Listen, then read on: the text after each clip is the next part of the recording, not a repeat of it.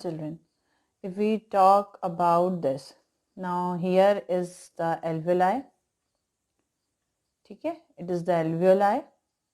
This is the heart, that is your left side of heart, and this is the right side of your heart.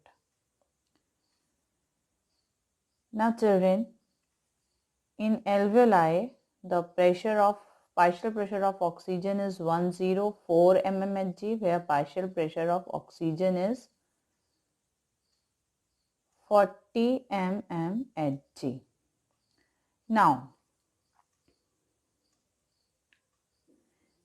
when the deoxygenated blood comes near the alveoli, or you can say in the venous blood of pulmonary artery, the partial pressure of oxygen is just 40 mmHg. So the internal pressure difference is about 64 mmHg.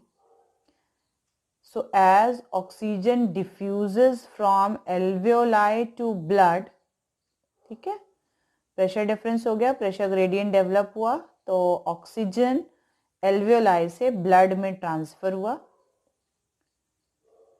and now the partial pressure of blood increases from 40 to 95. ठीक है, and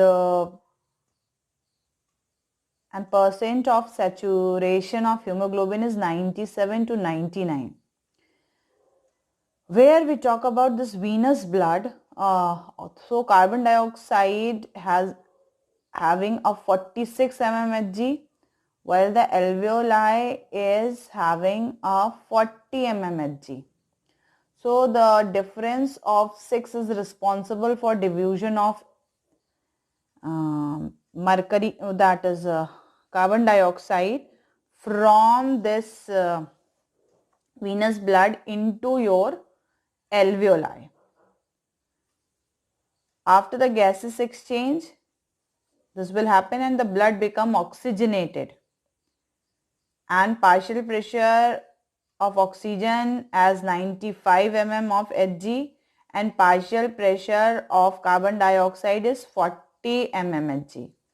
Now this blood passes into heart, and from heart it will go through a systemic artery near the tissue.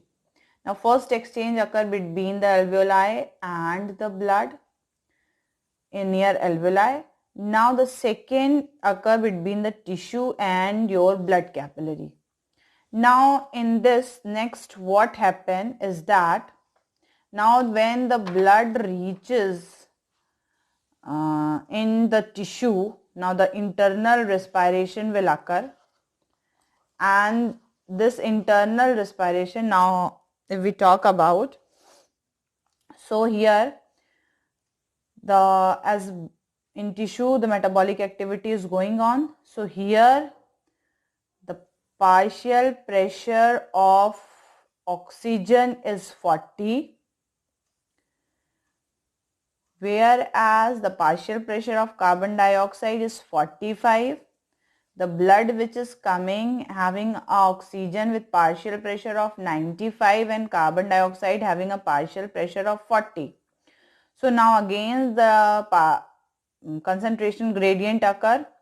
Oxygen from this blood will transfer into tissue, and carbon dioxide from tissue transfer into the blood, and the tissue level low partial pressure of oxygen favor dissociation of oxyhemoglobin present in blood to release oxygen, and this process is called unloading of oxygen.